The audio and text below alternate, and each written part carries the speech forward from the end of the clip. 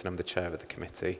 Also present this evening the committee vice chair, Councillor Ben Hartley, officers from the council's planning service, legal and democratic services, local highway authority, as well as the elected councillors who make up voting members of the committee.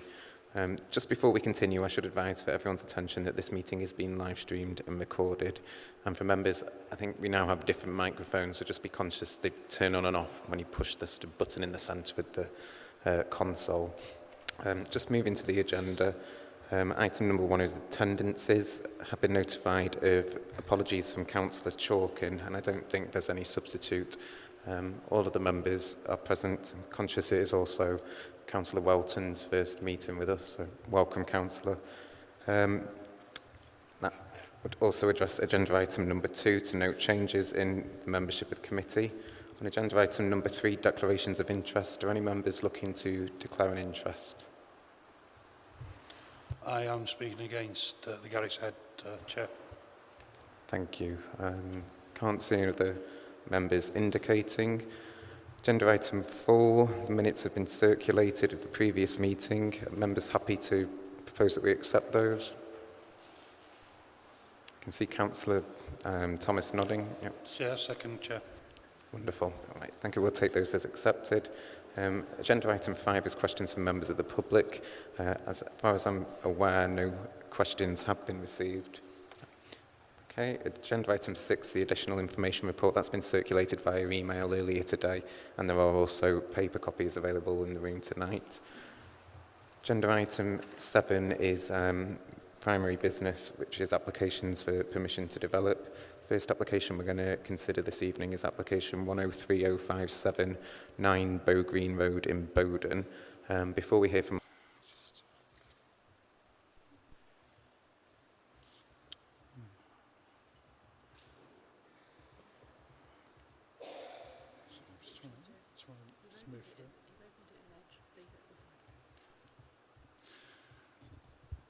Okay, this application seeks outline permission for a pair of semi-detached houses on the site of the existing house at 9 Bow Green Road in Bowden, which forms part of a wider site that has been the subject of a number of permissions for residential development, some of which are extant and some of which have lapsed. Consent is sought for appearance, scale, layout and access, with landscaping reserved. The houses would have accommodation over 3 floors, with the majority of the second floor accommodation within the roof space. 3 off-street parking spaces would be provided per dwelling. The dwellings would have a pitched roof design with gable features and dormers and the use of buff-coloured brickwork, stone and slate. Letters of objection have been received from 6 properties and letters of support have been received from 6 properties. So just running through the plans, there you can see the site layout plan with the 2 dwellings in the centre of the site and 3 parking spaces on each driveway in front of the properties and separate vehicle access for each property.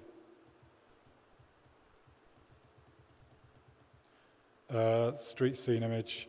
So that's the proposed front elevation. Obviously a relatively contemporary design with large glazed gables.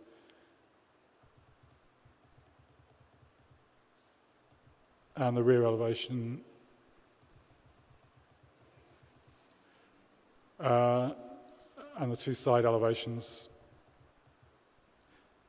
So the only change from the previous application on this site is that the first floor window, the largest first floor window on the side elevations there has increased in size. Internal layout plans, ground floor and first floor.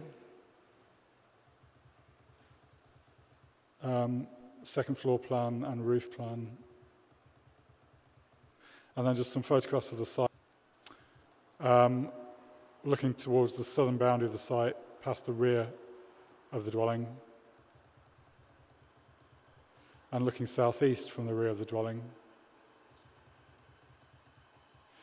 And then this is looking from Stanhope Road across the vacant plot to the south of the application site. So you can see the existing property at 9 Bow Green Road in the background in that photograph The application proposal is identical to a previously approved development, Planning Permission 9311 full 17, which expired earlier this year.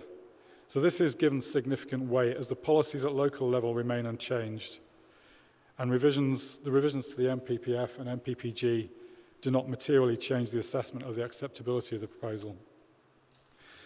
The Council's current housing land supply position automatically triggers the tilted balance, parking, highway safety and drainage.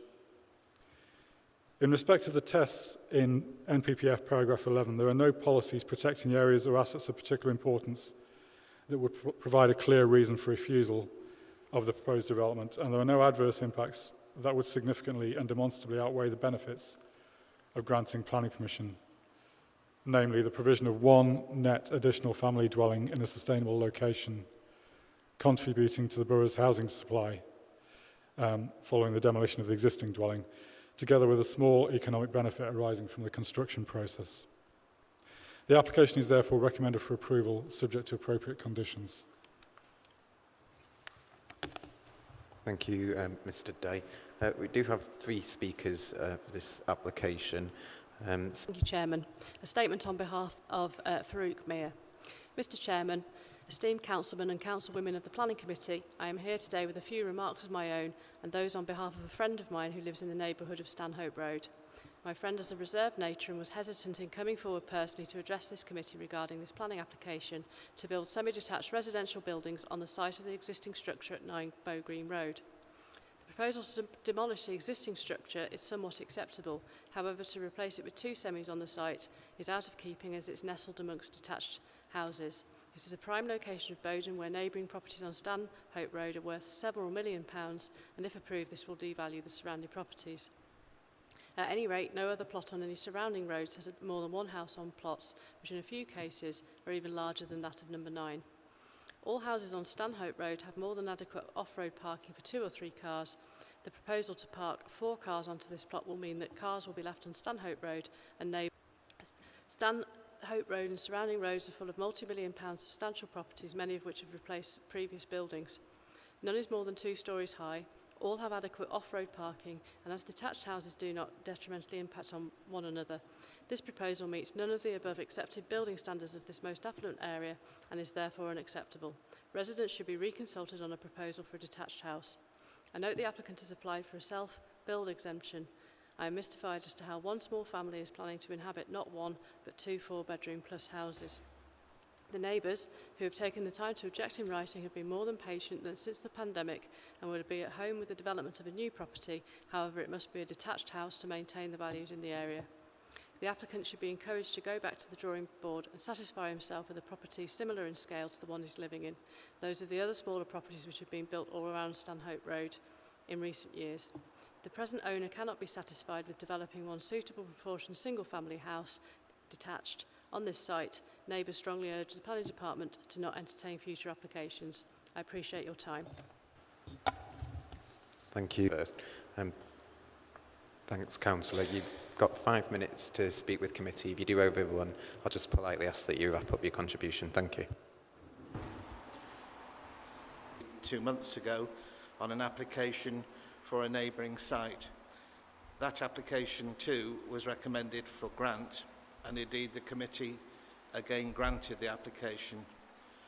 This application today features many of the same attributes, a good application for a good scheme on an underused site that will deliver more for the community and for the council. We all know that the addition of homes to our community is vital and welcomed. New high-end homes create more. If I may briefly quote from the report, as I think it is a key point, and the quote is, with the exception of some changes to the size and positions of the first floor windows in the side elevations, the application proposal is identical to a previously approved development, unquote. And the previous approval was only 4 years ago, which is important because in that time there have been no material changes to planning policies at a local level. So the proposal which has only expired due to the limitations brought upon us all by the COVID pandemic periods of lockdown, delivers 2 quality homes in place of 1 in an area with high demand. The designs bring modern elements and standards in a traditional format, just as we see in so many schemes in this very much sought after area. If I may make some reference to the objecting representations, while not forgetting to note that there are several supporting representations. So these objecting representations, some of which I believe did not object to this scheme first time round, these objectors have referred to the standard list of reasons to object. In so doing, their reasons are easily picked apart. The assertion about no other semi-detached homes in the area is not actually correct. More crucially, one objecting representation, using a rather authoritative tone, seems to try to adopt an aura almost of a local spokesman, claiming to speak on behalf of residents, whereas, in fact, it is a planning consultancy doing a paid job for a client, including writing to all of the committee. This same letter also includes a claim that there is ongoing local proposal, and to my knowledge, neither have my ward colleagues. I also consider that I can recognise a site that would benefit from development, and certainly this site will benefit from development and will deliver a lot for the community. In any event, there is no major significant reason given by anyone as to why this proposal should not go ahead. Our officers have dealt with the objections in an effective and comprehensive manner, and I repeat myself, this scheme has already been approved by this council. This is a proposal to build homes amongst some existing homes. Not a gasworks, not an airport, not an oil refinery, but houses that will become homes, built alongside houses that are homes. I think that Trafford got this decision correct the first time round, and I sincerely hope that the committee will make a similar decision this time round. Dr. Welby, if you want to just take your seat in front of the microphone, you've got 3 minutes to speak, and if you do run over time, I'll just politely ask that you wrap up your contribution. Thank you. Thank you, Committee. The lengthy objections. Ironically, this has happened time and time again on each and every application. Just to clarify, this is a standalone application. The planning consultants, I'll omit their names at the moment, they originally wrote 33 pages. They do that time and time again with the copy and paste, which burdens off it. Also in this objection, it's adjacent to conservation area. And I have a copy here of the inspector's report, and he said no, it bears no influence. They referred to a lot of case law. Again, the inspector said, I've referred to all the case law, and they weren't having it. They've gone as far as the High Court. I've got this decision here against Trafford Council, and I'm going to quote from a very senior High Court judge. In fact, they threw so much, because they own 4 properties on the private road behind me. They actually paid the best solicitors in Westminster. They had very good barristers who wrote against Trafford, and this was originally back in 2015. Now, the High Court judge himself said, obviously it was a different application, but basically all the same principles. The application is without merit. Now, these aren't my opinions, these are recorded of the High Court judge. It scarcely raises a point of law, notwithstanding that sometimes the language suggests an acknowledgement that it ought to do so, which I think is very telling when you read, who wants to read the 33 pages? They also brought up trees, which they have done this time. The crucial point in relation to the trees offsite is that the impact of the building in exactly the same relationship to them as now proposed has already been approved. That's exactly the same case now from the previous approval. The approach of the council is perfectly sensible and not arguable, irrationally or otherwise flawed in law, when obviously they referred to the guidelines and there was a little leeway given. Obviously they are guidelines. They apply for the whole of Trafford, which includes terraces, it includes multi-occupational high-rise flats, detached house. You can't have one size fits all. There has to be certain rational inference drawn from each and every plot.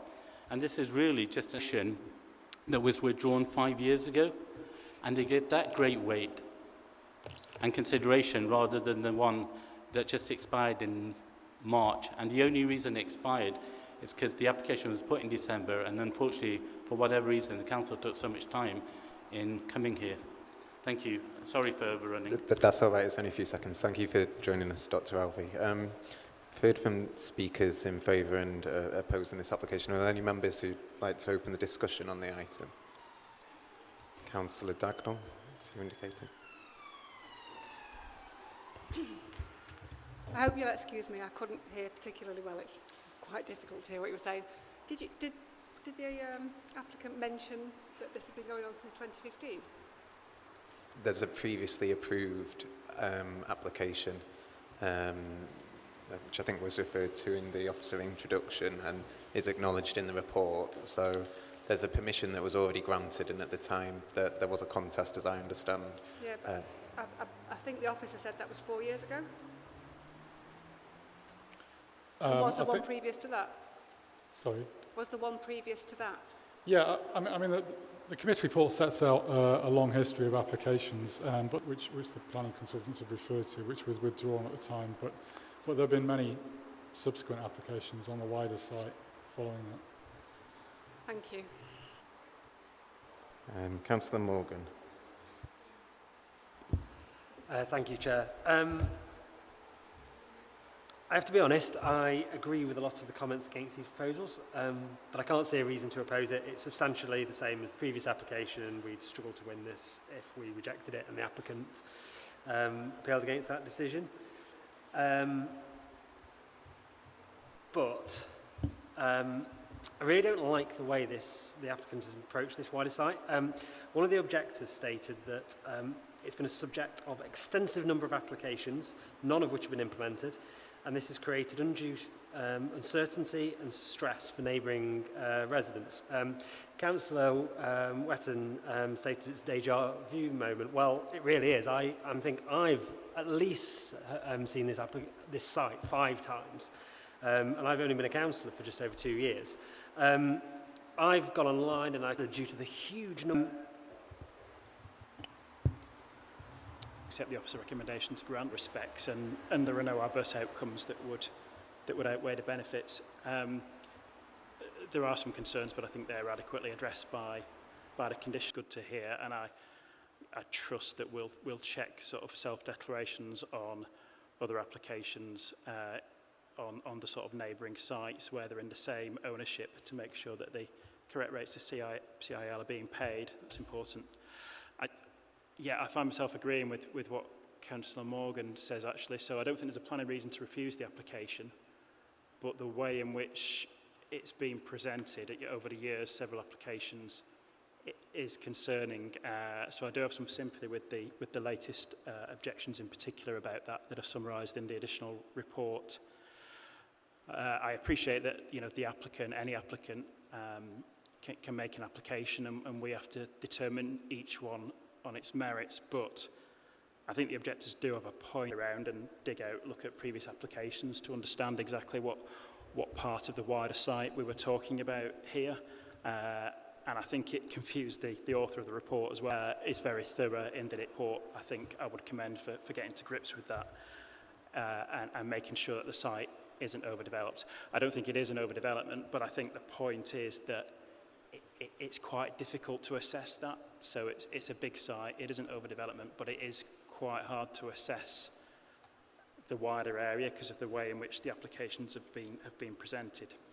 So this might not be a problem that we can lay at the applicant's door. He's free to make the applications in the way that he has, but I do think it's something to consider so that we can bring more transparency and clarity for residents so they understand the sort of applications that are being made. So I just want to... Mr. Morgan, sorry.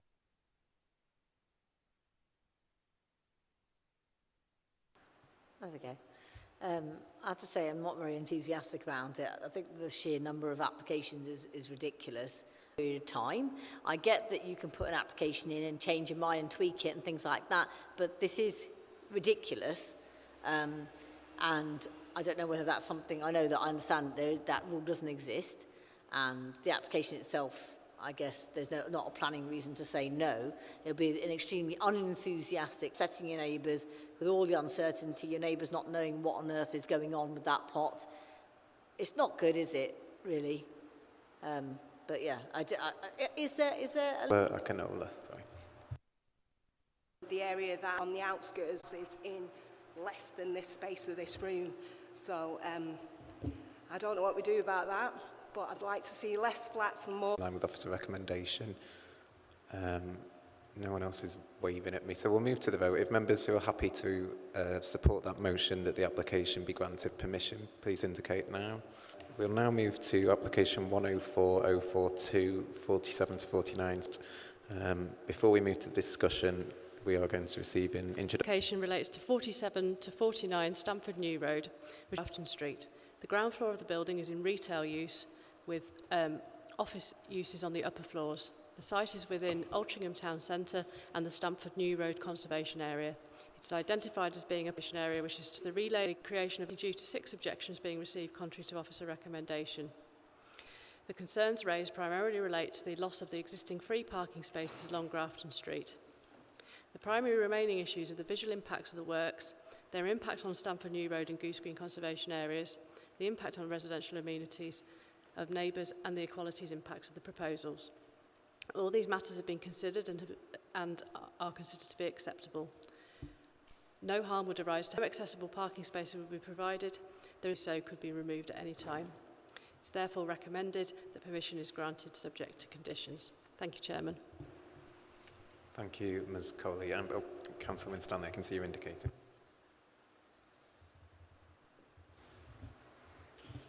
Thank you, Chair.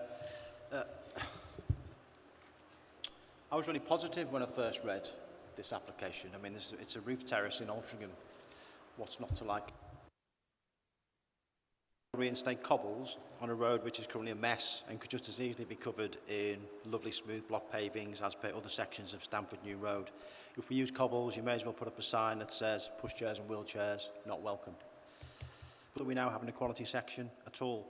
But the content here leaves a lot to be desired, and my objection has been referred to already by Ms Coley. Paragraph 47, the development does not provide any accessible parking spaces contrary to policies SPD 3 and L4. Paragraph 48, said many times in this committee, we would not say this in connection with any other protected characteristic, be that LGBTQ, gender, race, etc., etc. Paragraph 48, again, there is no potential or reasonable alternative here that would deliver any accessible parking. Yes, there is. We just have to find it. Experience says there is always a way. All that is required is the will to do it. And we seem to be lacking that will here. Paragraph 49, the gist of which is if we insist on accessible parking, then the applicant may decide to remove all pers. I've not seen us do it before. So why would we do it in connection with accessible parking spaces? And withdrawing existing parking facilities for disabled user is hardly a good look for any developer. Which means we've committed to this. Why adopt the policy of the social... Before we hear from other speakers, can members just be conscious that the microphones aren't that sensitive, so if you're going to be heard on the webcast and on the recording, if you can just have it quite close to... Okay, then we'll grant. We can't do this anymore. We have to ensure that we make decisions on determination by inclusion, go against officer recommendation. Thank you, Chair. Thank you, Councillor. Councillor Akinola. Again, I have to agree with the two previous speakers, particularly with Councillor Winstanley, in a position that I think I'd want to oppose it, because I think we need to be strong against when there's rules for a reason, particularly when it comes to inclusivity. And are you happy to comment in response to what's been raised, Ms Coley? Yes, it's possible in this case not to provide accessible parking spaces. It hasn't been made lightly. I did, but there are two primary constraints. Firstly, this is not an adopted highway, and there is for years and years that is a set width. So you can't make any space on the highway at all to fit the accessible parking spaces in. There is upon this particular piece of land. Rolling that back, if the accessible parking spaces were to be provided, be able to get, you would have to either narrow the footpath on one side or on the other to standards. So there's footpath that's on one side at the moment which does meet standards, and you could get a wheelchair and people passing down. You wouldn't be able to do that anymore because you need to narrow that so that cars could pass in the middle of the street for that to operate safely. Arises. The other thing to bear in mind is that our parking standards for accessible parking do not take into account at all that you will have town centre uses which have no or very little parking and have operated again in that way for many, many years without any of that parking. And you can't suddenly provide land where none exists. If there was enough space on this site to provide accessible parking, of course we would, but it's an existing use. They're not changing the use, they're not, they're not intensifying the use. It's a building, it's an extremely important heritage building in Altrincham actually, and the fact that it's got a sustainable, viable, long-term use is something that really does weigh heavily in its favour as well in the overall planning balance, because of course members will need to weigh the equalities issues in planning terms against the other benefits of the proposals and disadvantages of the proposals. You can't take them alone and say, well, this is the only issue and we're going to set the other benefits aside. That wouldn't be a lawful decision in itself. So Stephen and I discussed this at great length because, as I say, we didn't make this recommendation lightly, but we could not come up with any solution. But I grew up in Altrincham and my younger sister is a permanent wheelchair user. And I have to say this area, this part of the town centre has never been particularly friendly for wheelchair users. And there is what are structural issues in that part of Altrincham town centre. So I had application, so just thought I'd share those thoughts. With the previous two speak clarified by Mrs. Coley, you can only deal with that which you have. You can't change this which were clearly built and not designed around these kind of measures in where they are. As you point, I was going to point out myself, but it's already been pointed out, the path on the other side is accessible. It is paved because, again, it exists in the way that it exists. To implement such policies where possible, it would stand up to scrutiny as to why you can't go ahead with the scheme as is detailed in the report. And I, therefore, Chairman, I'm going to propose that we accept officer recommendation to grant this application. Thank you, Chairman. I'm struggling with that which they understanding from what you said they could and I would support Councillor Winstanley. Just a minute, let me work through it. I would support Councillor Winstanley with an opposition to the cobble. Under our control either, the whole road. To provide disabled parking. They have to maintain right of access to traffic and to pedestrians. Yes, that's what the neighbours are telling us, that they have a right of access. So in that case, how could they, I'm sorry, I'm probably being really dim, but how could they renege on the free parking? They could, but that seems to me to not be yours. Because it road, I can see that we would require a developer to supply accessible parking, even if that had an impact on the other side of the road, because we'd have the ability to prohibit parking on the other side of the road and there would be space, but we don't have control over the road in that way. So that I think that's the quandary that we're in. The other comment I wanted to make was, well, it might be a request for some more advice actually, which is about the implications of this. So if we refuse this and a further application was made saying yes, we'll provide the accessible parking space, as I understand it, that would interfere with the right of access to the end of the road, and it would interfere with, I guess, the access and the enjoyment of the site on the other side of the road. So I guess my query is if the council were requiring that of the developer and the developer did that and it interfered with other people's legal rights, does that expose the council to a risk of legal challenge itself, if you see what I mean, for requiring that of the developer? not necessarily a challenge to the decision, but an issue where we have imposed an unreasonable and enforceable planning condition, because you couldn't enforce a planning condition which overrode other people's rights. Thank you. Councillor Welton. Thank you. I just want to imagine that if the roles were reversed and this was a council development and it was the other side of the road that the council didn't own, would the council be able to put in a disabled sized parking space in there? No. Because if we wouldn't, I don't think we can expect a developer to, the applicant to put it in if we wouldn't do it ourselves. If the roles were reversed, I think it's just, it's asking too much. I mean, I know it very well because it's in our ward. It is an incredibly difficult area. There's a lot about this proposal that will actually improve accessibility. If the road is improved, the cobbling is brought, even with historic materials, hopefully brought more up to date. It's more consistent. So I feel, given what it would be like if this was a council development and what we'd be able to expect, I think I totally appreciate the objections that have been raised, but it's difficult to stand against them, but I think I might have to support this proposal on this occasion. Thank you, Councillor. Councillor Bunting, I overlooked you before, sorry. Well, thank you, Chairman. It's actually quite good that you have done it. Councillor Welton and I often don't agree on various matters. I find myself this evening in the unusual circumstance of agreeing with every word he had to say. It is wholly unreasonable.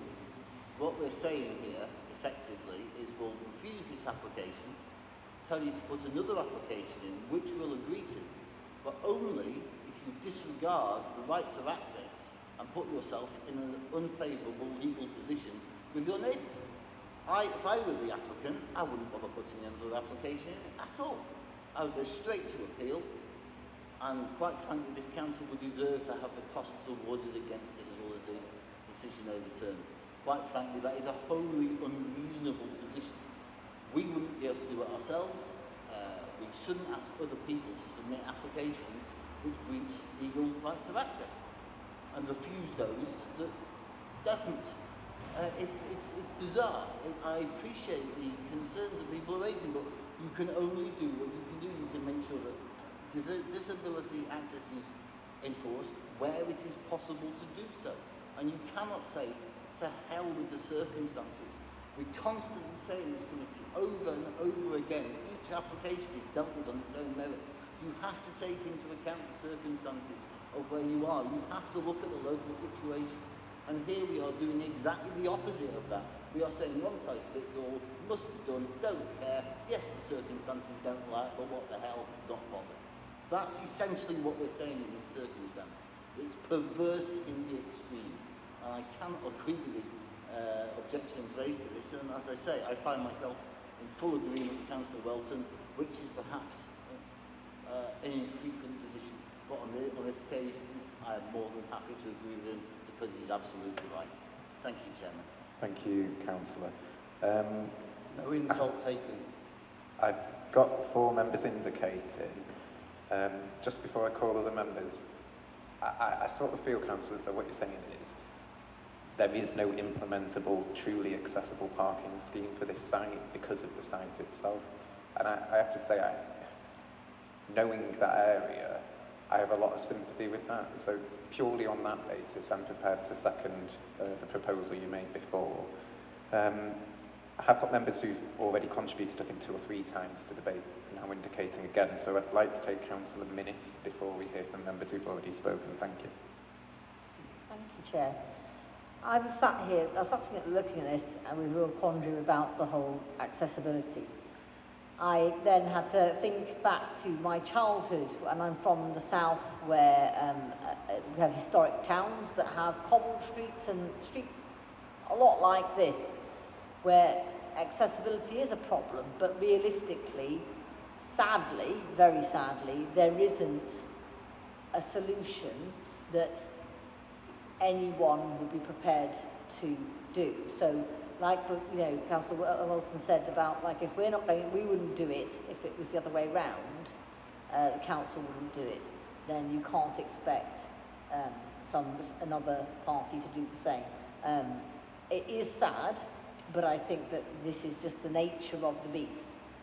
You do have streets, if you look at Brighton, my birth town, the lanes, there's tiny, tiny little roads that you can barely fit a car down, and I'll tell you what, accessibility is definitely not a thing there, and it can't be. You can't physically move things. Lewis, another town down there, historic town, has cobble streets all over the place. It's an impossibility. I think where it's possible, it's absolutely crucial that we do have disabled parking. I agree with Councillor Thomas's points here, where the space does not need to be a lot bigger, to be honest. In many streets, it's actually just a little bit longer, obviously for access to the back of the car, to the vehicle. But you've got pavement on one side, you don't necessarily have the spaces that much bigger than a normal parking space. So I think where we can do it, we should do it. Where we can't do it, we have to accept, however annoying, and we don't like it, that, you know, that we basically have to, you know, we have to work with what we have. So, however much I completely agree with disliking the inaccessibility here. I think I'm going to have to vote to approve the application, because I can't see what else is a reasonable thing to do. Thank you. Thank you, Councillor. So I've got Councillor Winstanley, Dagnall and Thomas still to contribute. Can I call Councillor Morgan before that, just as he's not contributed, if that's all right?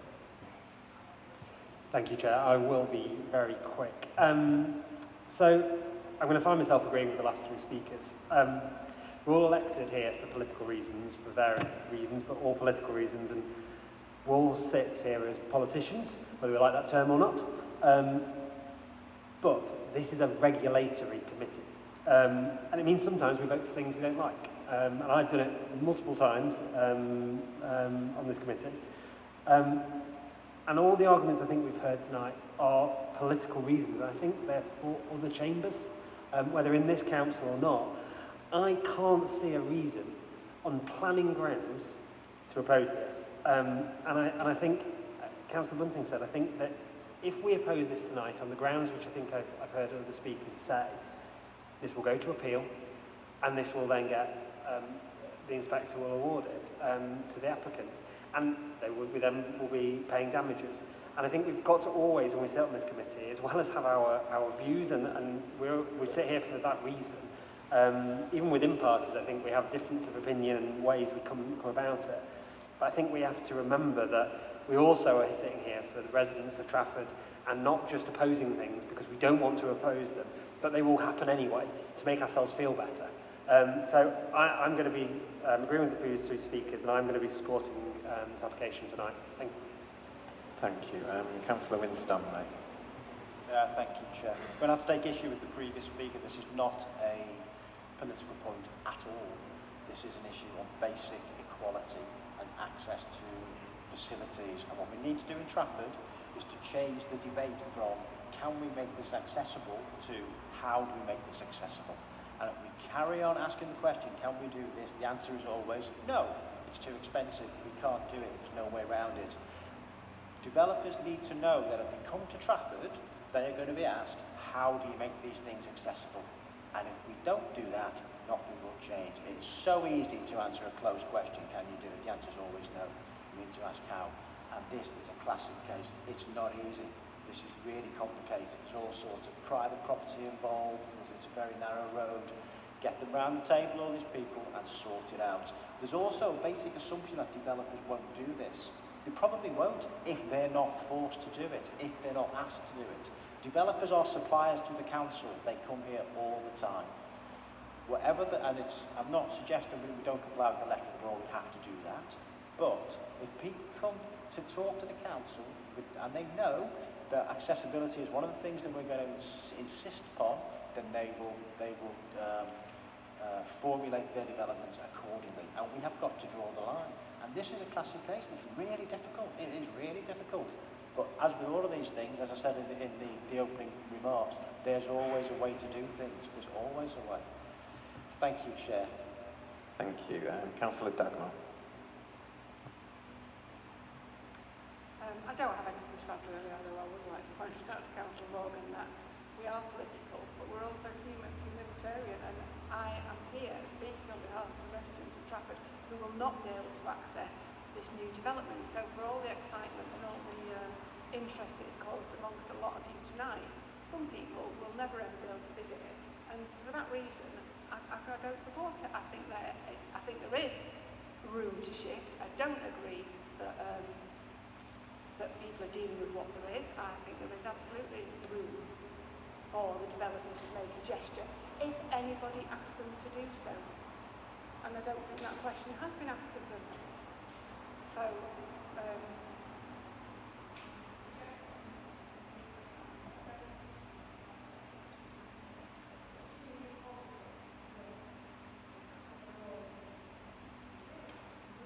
I can shout it all again if you like. Thank you, Councillor. Councillor Thomas. Thank you, Chair. I don't see myself as political, Councillor Morgan. I see myself as here to represent residents, irrespective of the colour. I have political bias. Yes, of course. I accept that. But I don't see myself as a politician, just to clear that up. I would work for any resident of mine, irrespective of the colour. To negate Councillor Bunting's Gates of Hades, going to the courts and having the charges put against it, I'll just read again. Paragraph 47. In respect of those with a disability, SPD3 sets a standard of 3 bays or 6% of total capacity, whichever is greater. For accessible parking provision at non-food retail sites, the standard for offices is that of an individual accessible bay is provided for each disabled employee, plus 2 bays or 5% of total capacity, whichever is greater. These are a minimum rather than maximum standard, and do not differentiate if it is a town centre, and also assume a site is capable of providing at least 3 bays. This proposal does not provide any accessible parking spaces and is thus contrary to SPD3 and L4. There is a reason that we can turn this down. I'll go back to the pictures on the wall at the moment. If those, where that car is turning right, if those 2 bays were made of accessible parking bays, where there are 2 cars parked in there, it has no impact whatsoever on the access and egress to the street. There is a car there turning right. A car could come along and turn right into that road just after he's gone. There's no difference whatsoever in the access or egress from that street. So I can't understand why we cannot, as Councillor Winstanley said, start to set certain limits about making sure that planning applications that come in like this are inclusive. If it's a private road and we can't force them, that's fine. If they're not willing to try, we're not willing to work with them either. So I would strive again to say we should reject this on the grounds of SPD3 and L4, and if it does go to court, we are not going to the gates of Hades. We are not going to be thrown to the slaughter. We have genuine reasons to reject this application. Thank you, Councillor. Councillor Walton. I just want to check something, because it sounds like that the competence of the planning team is being questioned here, because it's being said that you can get adequate sized space in here. But what we heard from you earlier, Rebecca, Ms. Coley, sorry, was that it's actually, we can't. And you've been down there, the officers have been down there, they've looked at every which way, is what, and it's not possible to do. Because I'm giving weight to what you're saying, because I'm believing what you're saying. You know, because that's, you're the experts, that's the advice that we're being given. Now, I think it's, I mean, to challenge that, you know, to say that that's not true, that's quite a big thing to be saying here, and that's basically what's being said. So if you could repeat, that would be good. Sorry, I would like to object very strongly to that. I have the greatest respect for our planning colleagues, as things I've shown at all previous meetings. I just think this is an important issue that we are invited here as councillors to put forward our views. Councillor, and to I don't want this to descend into an argument. But or I am anything, very, very fed up with people here to So- put words in my mouth. I think the question was asked of Ms. Coley, so if you're okay responding to that, and then we'll proceed. Yes, certainly. If I could draw members' attention to the plan that I put up here, which shows how the existing parking and access on the street works and the space that is available. Now, if accessible parking spaces were to be provided to accessible standards, then they are quite a bit wider than the cars that are shown on there, and also longer as well because they need space. As you're aware, at front and rear for extra manoeuvring space and for tail lifts in order to provide a truly accessible space. So, in doing so you can see just going to see if I can get my cursor. So you can see the pavement area here. So that's the front elevation of the building. So that is a shop front. That doesn't move. You have some pavement here, which is already of substandard width. This is the road. So if you're going to effectively draw a space round this car I'm not pretending that this is in any way desperately accurate at this point because I'm doing it with a cursor on a plan, but if you effectively draw a square around that space and then maintain that pavement width, because otherwise you would be obstructing that pavement and making that inaccessible, you shift that car here. Now that has two consequences. Firstly, it narrows that road width to a width which would be way substandard for even one vehicle to pass, let alone two. And you also prevent, effectively, access to these parking spaces here, which are also in private land, in which there is a right to get into and out of. And some of the objections to the scheme in front of us this evening have been on the basis that they think this arrangement in itself prevents access to these parking spaces. That's been demonstrated not to be the case through this plan here. This plan shows how you were getting in and out of those. If you shift everything down, it has that consequence. If you chevron them, which we've thought about, that makes it even worse because your chevron parking spaces, as Jeff will attest to, really take up a lot more space than they would normally, and also takes it out of the red edge, which is halfway down the highway. So, in answer to Councillor Welter's question, yes, we have looked at this in any way. The only thing that you could do reasonably is mark a standard parking space as a disabled space, but it wouldn't be an accessible space. It would, and you couldn't enforce it either. So you could discourage people from using it and for it to be available for those who are disabled, but we would have absolutely no enforcement powers over that at all. So you would have to rely on the kindness of the hearts of people to not abuse that and for that to remain available. Thank you, Ms. Coley. I think Excuse me, Chair. that's actually... Can I just ask Ms. Coley a question on what she just said? If that's okay. Sorry. Right. Can we enforce the parking there as is private land, irrespective of what's in there? In terms of? In terms of someone illegally parking there? No. So the point that we can't enforce it anyway doesn't mean to say that we don't have to have disabled, even if it's just a square to encapsulate that area. Thank you.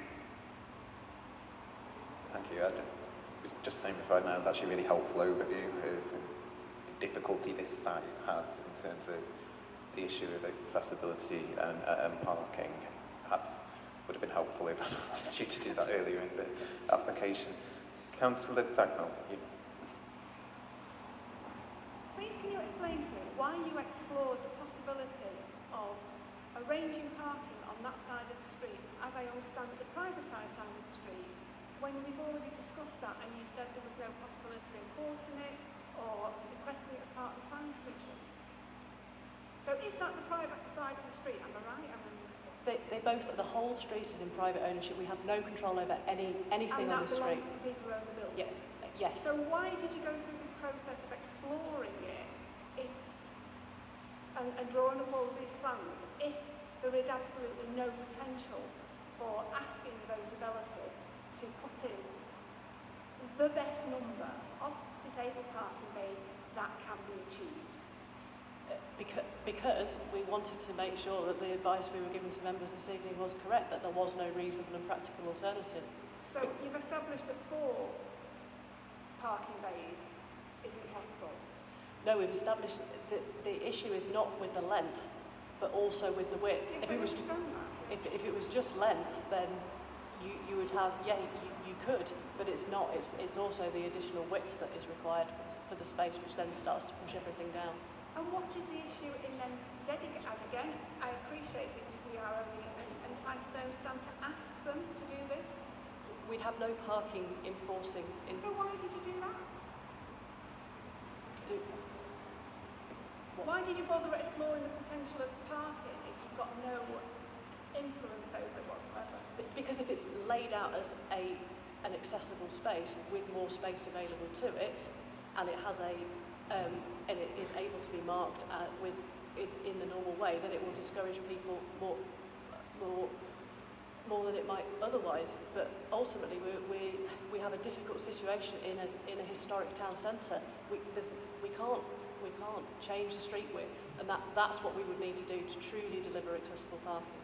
Right, I understand that there is no opportunity to change the street width. Thank you for pointing that out. I'm still a little bit at a loss as to understand why you decided to explore any of the parking possibilities if you felt there was absolutely no potential for it influencing it in any way. If we consider that under the SDP3 it is really important to try and make this accessible, I don't understand why you cannot ask that the parking on the opposite side of the street is taken away and that some adequate disabled parking spaces are provided. Because that parking on the opposite side of the street is not in the control of the applicant or the council. I thought you just said the whole street belongs to them. Sorry, I'm really struggling now. No. Look, if you've got an issue, say it. Turn your microphone on and say it. I'm more than happy to, if I may say for a moment. Mrs. Coley has explained this over and over again. A lot of the points that are being raised are detailed in the report. We've all, I hope, read the report. There is no option for doing it. Now, I appreciate that certain members of this committee don't like this application, but we are essentially going round and round and round in circles, achieving absolutely nothing. It's a case of vote for it or vote against it, but we've made all these points. Mrs. Coley has explained it several times now, and she can explain it another 10 times. It still won't change the circumstances. We're not going to sit here and suddenly think, oh, hang on a minute, why didn't we think about that? Thank you for your massive impersonation. I don't need you to explain how I vote. Councillors, this is part of a starting a conversation. I think that we've had a spirited enough discussion about this application now. It has been moved and seconded that we refuse the application. My understanding around reasons for refusal was that the application is not policy compliant with SPD 3 and SPD 4. Is that? Were there any other reasons that members minded to vote against granting permission wanted including in the grounds for the refusal? No? Okay. So we'll move to the vote for refusing permission contrary to officer recommendation. If members who wish to support that motion can indicate now.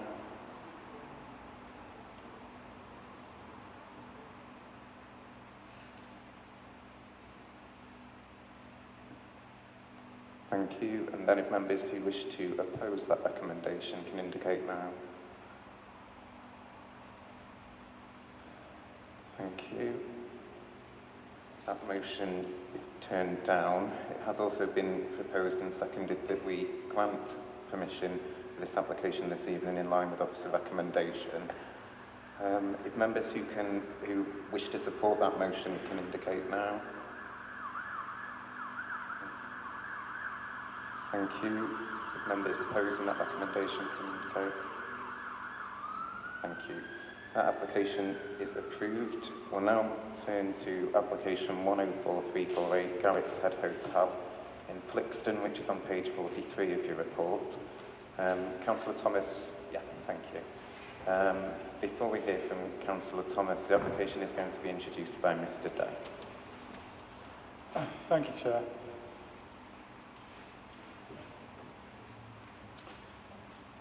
So the application relates to the Garrix Head Public House on Moorside Road in Flixton. And it proposes the installation of a replacement smoking shelter on the western elevation of the building, following the demolition of an existing smoking shelter on the eastern elevation.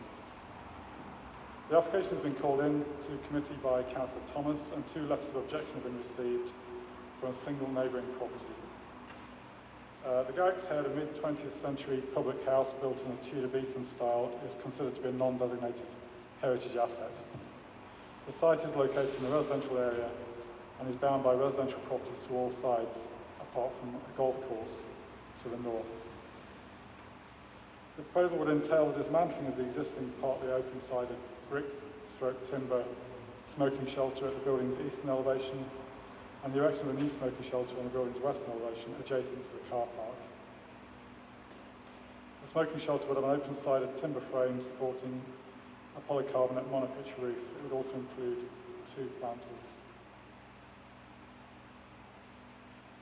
So you can see there the layout of the public house site with the smoking shelter on the western side of the building adjacent to one of the main accesses into the public house, one of the main entrances into the public house. You can also see on that plan swept path indicating vehicles being able to access the existing parking spaces. That's the existing elevations of the pub. And then if we turn to the proposed western elevation, you can see the proposed smoking shelter on the western elevation there, timber structure with polycarbonate roof and the planters either side of that. So that's the photograph of the western elevation of the pub, where the smoking shelter is obviously going to go into this position adjacent to the entrance.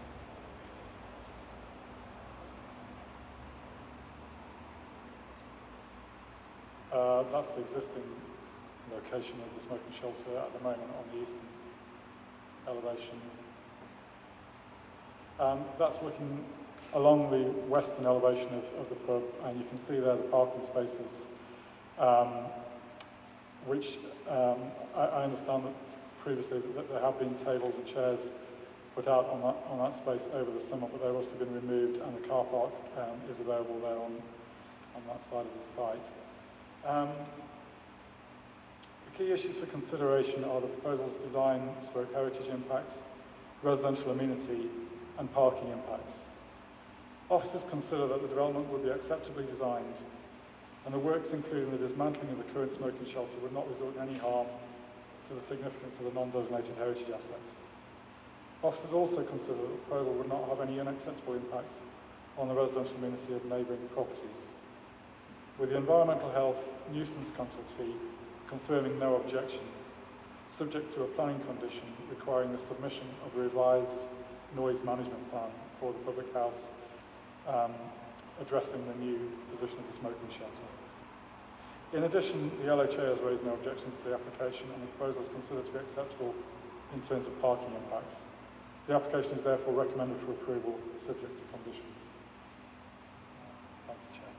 Thank you, Mr. Day. Councillor, thank you for joining us. You've got 5 minutes to speak. If you do overrun, I'll just politely ask that you wrap up your contribution. Thank you, Chair. Good evening, Committee.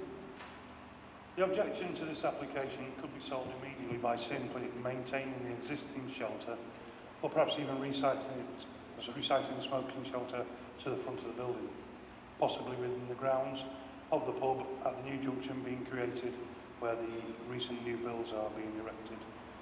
Notwithstanding that, an outdoor seated area to the front is currently in use and smoking continues at these tables.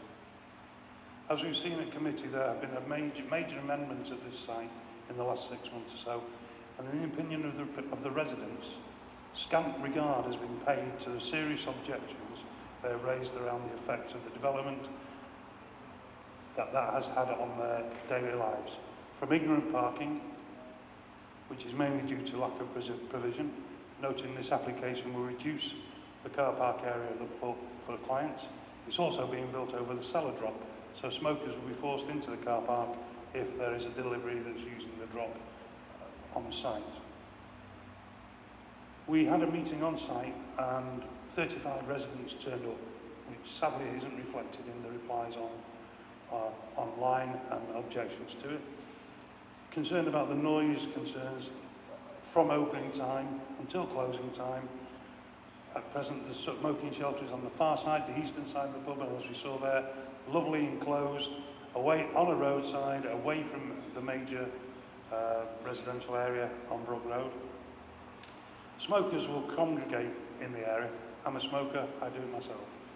And as later it gets, the more drink is taken, the louder that noise will become. The row of houses start about 20 metres from where this proposed smoking area is. I know that the plan says that 11 p.m. closure of the smoking area will come into force.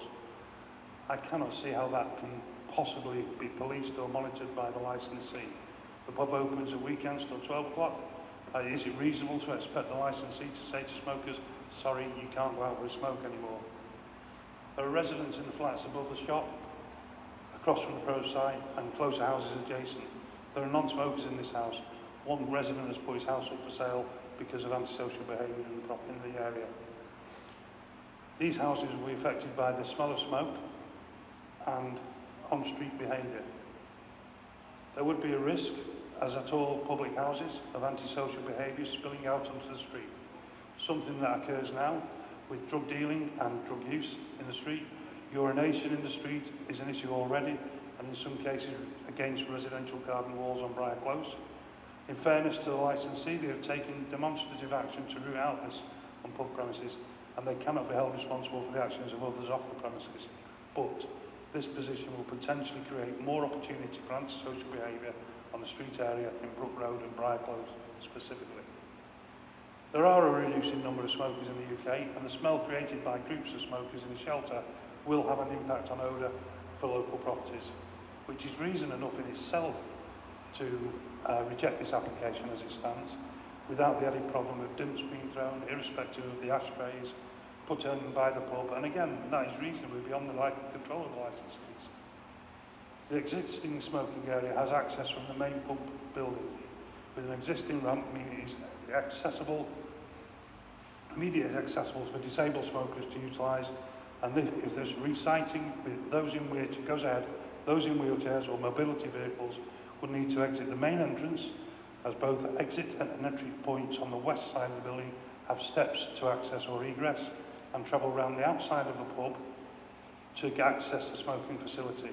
This could be viewed as discriminatory to those with mobility issues and provide much difficulty in intemperate weather. There is no such difficulty with the present arrangement. I would ask that the committee refuse this application on the grounds of the noise, potential additional disruption to nearby residents through antisocial behaviour. I would hope they recognise that the existing provision is suitable and is in a position that is away from residents and shops that live and work with issues a popular establishment brings, and can be spared the additional issues that the congregation of clients of the pub will bring to the smoking area being moved onto the edges of their community. Again, as opposed to the existing provision somewhat hidden on the east-facing side of the pub, thus keeping smokers in an area within the pub grounds easily managed by the licensees and, crucially, with no added detraction from the community. It is a necessity for establishments such as the Garrix to have smoking areas, and if there's a new shelter without any existing facility in place, I would have some concerns. But I feel this is purely a cosmetic change for the benefit of space in the business. There has been little consideration to neighbours and the effects that this will have on them. I would ask the committee to realise this and go against the officer's recommendation in this case. I also note there is no noise management plan attached, and in the additional information has not been preferred and not been undertaken. So I'm wondering whether they are asking us to wet a finger, put it in the air, and guess what the impact to the residents you are is. Thank you. Thank you, Councillor. Thank you. Are there any members, there's no other speakers to the application, are there any members looking to council in minutes? Thank you. I'm going to propose that we actually accept the officer's recommendation and grant, and I'll give you my reasons. So I understand that moving the shelter to the side is going to create noise, but that is already a main entrance. This is actually explained in the officer's report. So you've got people gathering there, having had a few pints, chatting, probably a bit too loudly. But that's already a thing.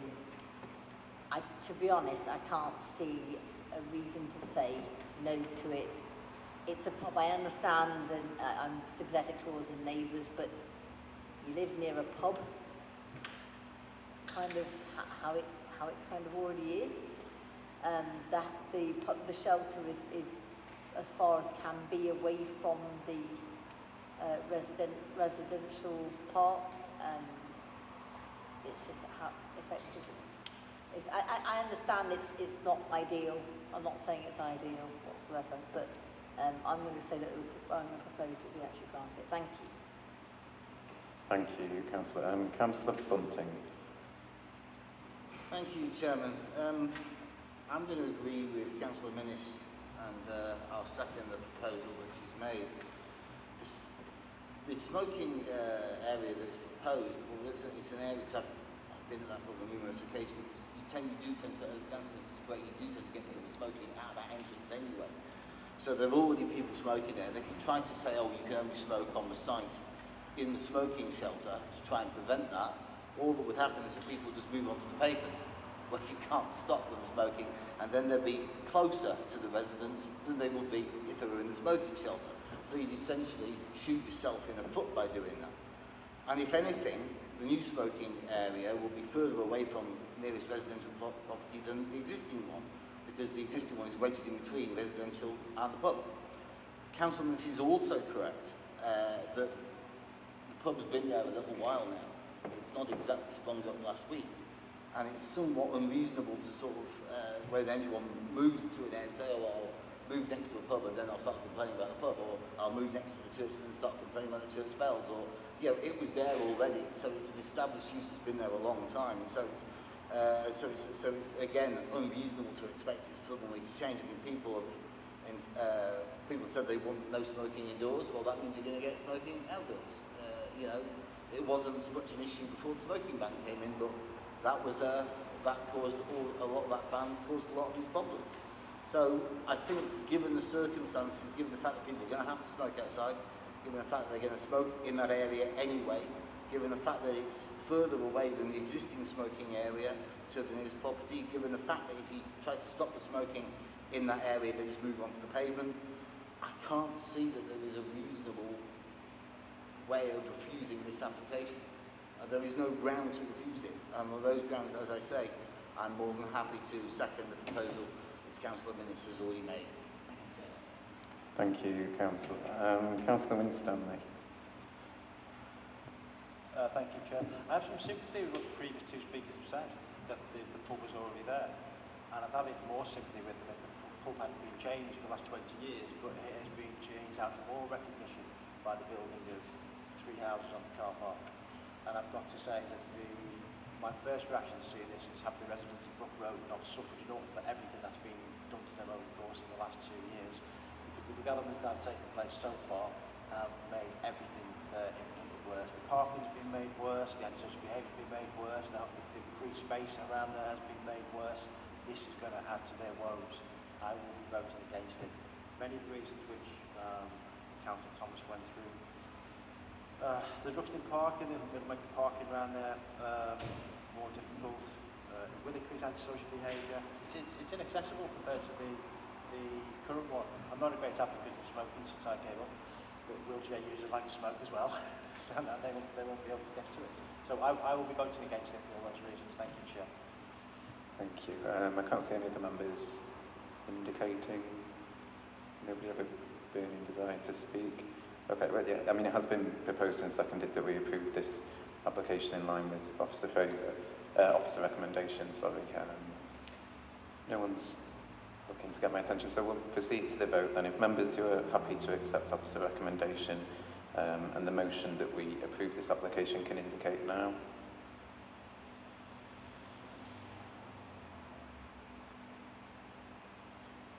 you. And those who are not happy with that motion and wish to vote against?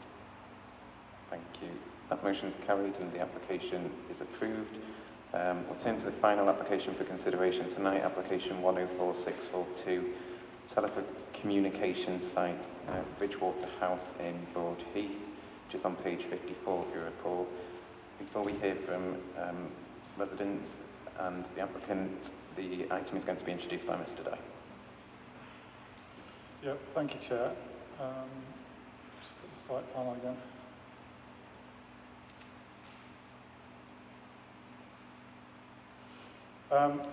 So this application relates to the rooftop of Bridgewater House, a 4-storey flat-roofed building to the south of Park Road, Templey. The building is in residential use, having been converted from offices during the last 4 years.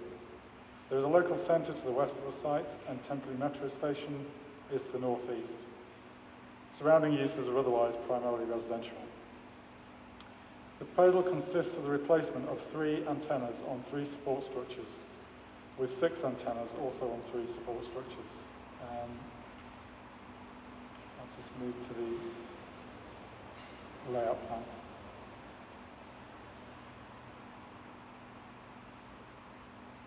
So the structures we're talking about are on the corners of the building, 2 at the western end and 1 at the eastern end here. The replacement support structures remain in the same location as the existing. And the proposal also includes the replacement or installation of a number of ancillary units which are minimal in size. The replacement structures appear slightly bulkier than the existing flagpole structures, but are also reduced in height by approximately 2 metres.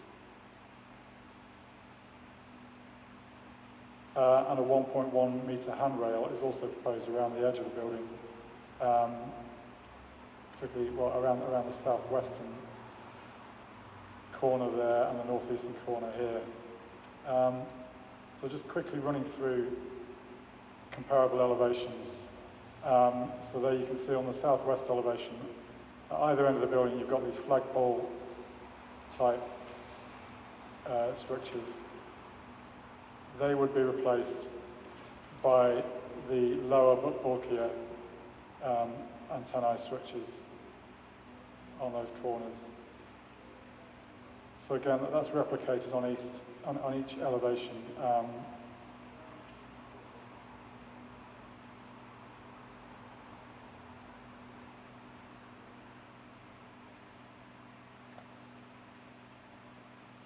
So the northeast elevation is the elevation from Park Road, which is obviously elevated above the site. And again, that's the same view there. That's a photograph from Park Road, or from the south of the site. So the key issues relate to the visual impact of the replacement equipment and the impact on the amenity of residents. It's recognised that the roof of Bridgewater House is more prominent than might typically be expected for a 4-storey building due to the elevated nature of Park Road. However, it is considered that in the context of a rooftop with a functional character, the replacement equipment would not have a significantly greater impact on the visibility of the area than the existing equipment. The slightly bulkier design is considered to be offset by the reduction in height. The size and positioning of the equipment would also not be expected to harm the amenity of residents. The proposal would be in accordance with guidance in paragraph 115 of the MPPF, which states that the use of existing masts, buildings and other structures for new electronic communications capability should be encouraged in order to keep the number of new masts and sites to a minimum. The proposal is therefore considered to be acceptable and so is recommended for approval, subject to conditions. Thank you, Chair.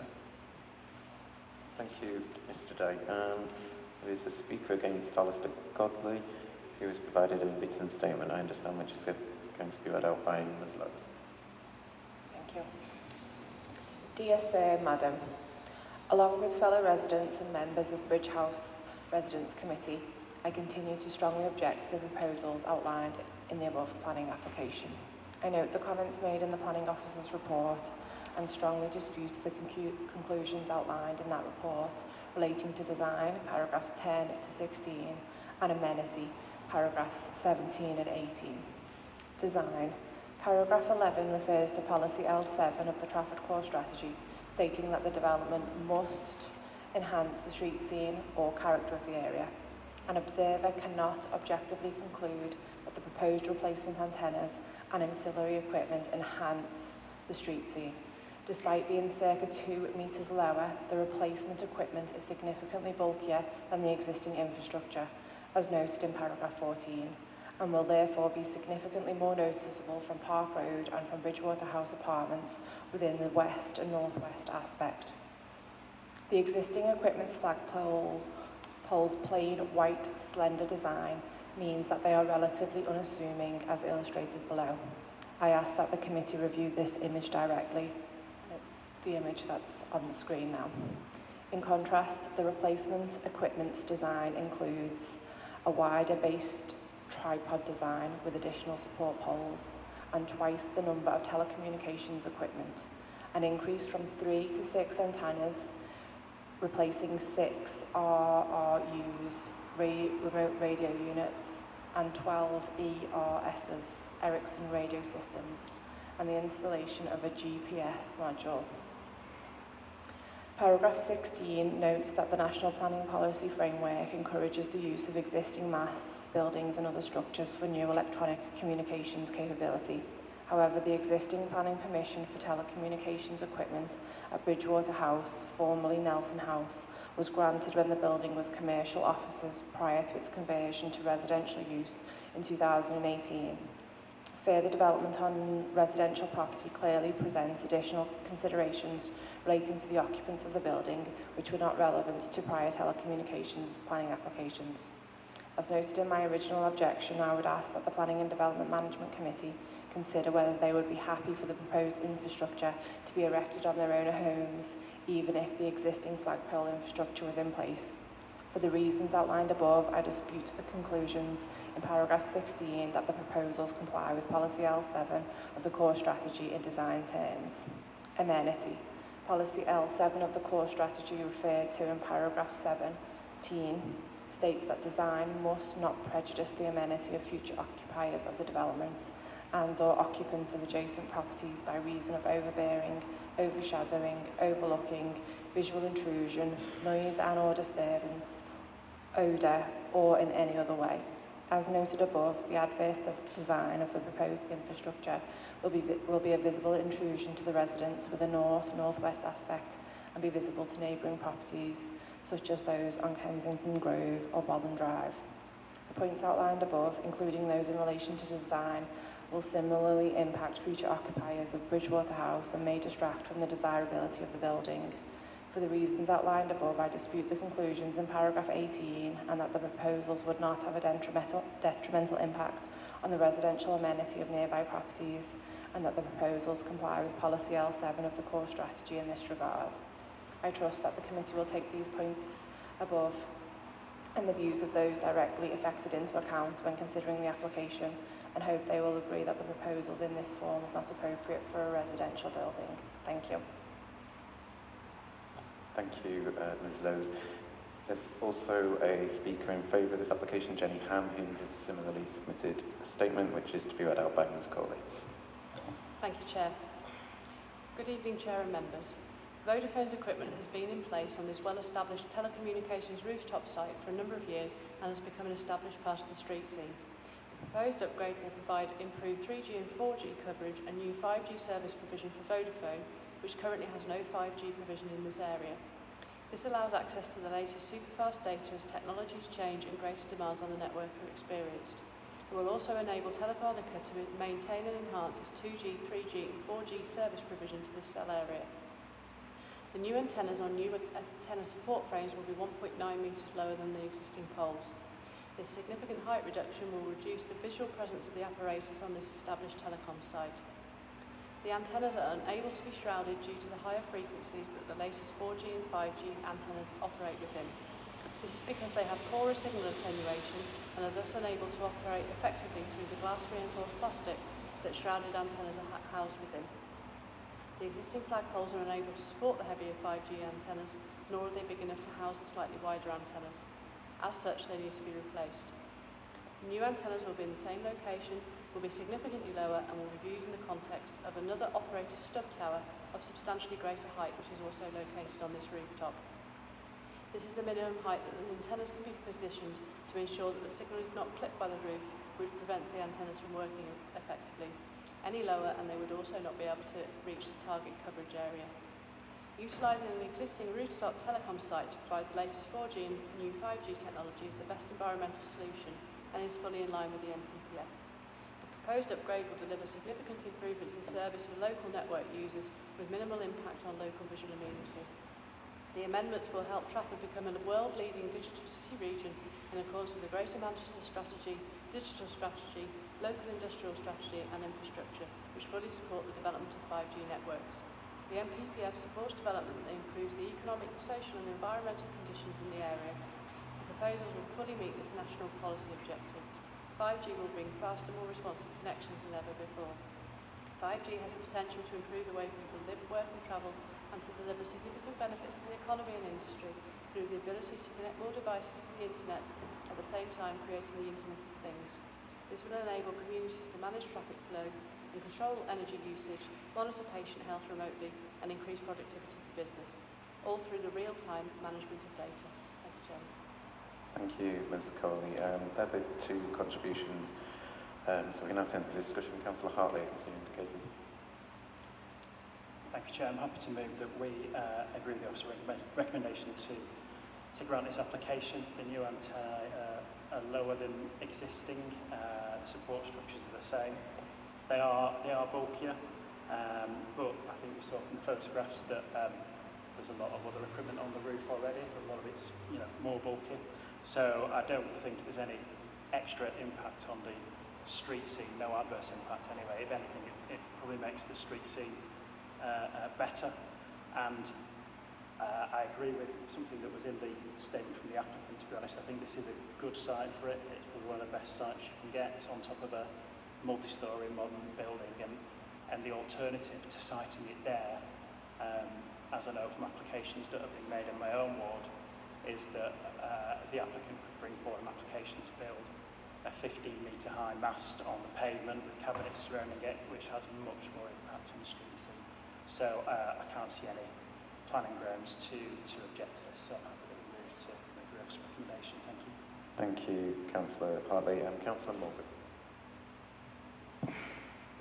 Thank you, Chair. I mean, when I was looking through the objections, there was obviously the conspiracy theory objections to 5G, but I think there's no point in discussing those in the committee. There's the Essex. Now, I've walked past this site, driven past it more times than probably I can ever count, and I don't even register. I'm even seeing the things at the top of the building. I'm sure I've seen them. But I just haven't registered them being there. Now, I can completely agree someone disagreeing with me, but I actually think it's an improvement to what's on there at the moment. I can see why some people would like them removed entirely, but given that there are existing towers on there, I can't say that it prejudices the amenity of the residents based on what we currently have, or damages any desirability of the building, which is some of the claims that have been made. So I'm more than happy to second Councillor Hartley's proposal. Thank you. I agree with everything you said. Councillor Minnis, as you indicated. Thank you, Chair. Aside from the conspiracy theory one, I can understand how the residents feel like, it was all offices before. It's been changed into residential. You probably wouldn't put it on top of a residential thing had it been residential to start with. It wasn't to start with, and therefore the things have been plopped on top of it. I don't think it's going to make it look any worse. I mean, I go past it most days, I think, going to work. So I just kind of think they will be shorter. They'll be shorter, dumpier things, is my understanding of it. But there will be more of them. So I'm sympathetic towards the residents that live in it, but I think that the alternative is the big, ugly, horrible mast that we do have down Park Road towards the village, and I don't really want that instead, so I guess it's, you know, lesser of the two evils. So supporting, thank you. Thank you, Councillor. Can't see anyone else indicating. It has been moved and seconded that we approve this application in line with officer recommendation. So suggest if we move to the vote, members who are happy to support that motion can indicate now. And that's carried unanimously. So that concludes the business under agenda item 7. Agenda item 8 is urgent business, and there has been some received this month. Two separate items for consideration.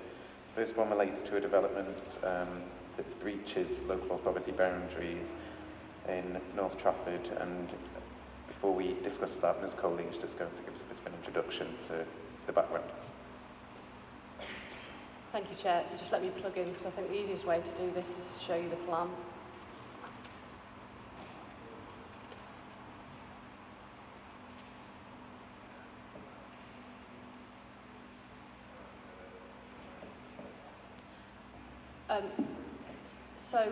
Some members of the committee will recall that there was an outline application on this site, which is in the very northern part of the borough. You can see the borough boundary on that plan. It's the black line with the very strange dink in it, and if that dink wasn't in it, we wouldn't be here now, because that's causing the problem. The application was, an outline application was made to Manchester City Council for the development that you can see on there. Given how little of the site, which is the site edge red, you can see more than we're probably talking about tonight, is in, so this area here is all in Trafford, and as it was all public realm, the committee authorised Manchester to just get on and approve that application without us having to determine our own planning application. Because the law allows us to do that, but also the developer could have put a planning application into both sides of the boundary if they wanted to do that. But there was a condition on that delegation to Manchester, which was Manchester can determine any reserved matters applications for this site, provided that the buildings don't overhang the boundary. And as you can just about make out there, and I can zoom in if it would help, the building just overhangs the boundary where that little triangle bit comes in. So officially and legally, Manchester had to refer it back to us. So all I'm asking members tonight is to say, given what you see in front of you, to authorise us to delegate it straight back to Manchester again. Thank you, Chairman. Thank you. If any members have any questions? No? Councillor Bunting, sorry. Just to confirm, through you, Chairman, may I ask the officers, I assume there is no cause for concern and no reason why you wouldn't want us to defer it straight back to Manchester? No, if there were, we would have laid that out in the report. Thank you, Councillor Akinela. Can I just ask, why is the boundary like that with a little kink? What was there? No, there will have been something there. I don't know what it was. So no, I don't know. Potentially a hiccup, perhaps? A really important historic asset that none of us know about. So it does need proposing and seconding that we, if so minded, to grant that permission to officers. I can see Councillor Thomas, if I take you as proposing, and Councillor Morgan as seconding. Yeah, thank you. Can't see anyone else indicating. So members in favour of that motion that officers be authorised to... Yeah. Wonderful, that's carried unanimously. Second item of urgent business relates to appeal by Lidl UK for a site in the south of the borough. Before we discuss that, the item is going to be introduced by Ms Lowes. Thank you, Chair. Yes, I'll try and explain this as quickly and as clearly as I can, because I can understand it might be slightly confusing, so hopefully we'll dispel any of that confusion with this. So the report before committee is to provide an update to members in respect of an appeal by Lidl UK and Orchard Street Investment Management Limited following the refusal of a planning application in July 2020. The appeal site is the home-based unit in Altrincham Retail Park on George Richards Way, and the appeal is currently being dealt with via public inquiry. So I'll just give you a brief summary of events that have led us to this point. In July 2020, members refused the first planning application for a number of reasons, those being highway safety and a breach of the sequential test, and this refusal was appealed by the applicants. A second application came before members in April 2021, which members approved. The difference between the two applications was a materially different vehicular egress, which removed the unacceptable highway safety risks. And whilst the sequential test was still failed, the planning balance was different, and this exercise found in favour of the scheme and members granted planning permission. However, this grant of planning permission has been challenged by Tesco Stores Limited, and a judicial review of that decision is currently ongoing. And in view of this challenge, the appeal remains in place. Subject to a consultation exercise, it has recently been confirmed that the appeal will proceed on the basis of revised vehicular egress plans. And the effect of this plan substitution is that the appeal scheme and the second approved scheme are now identical. So, matters have moved on since the publishing of the report, and I draw members' attention to the AIR, which sets out these changes.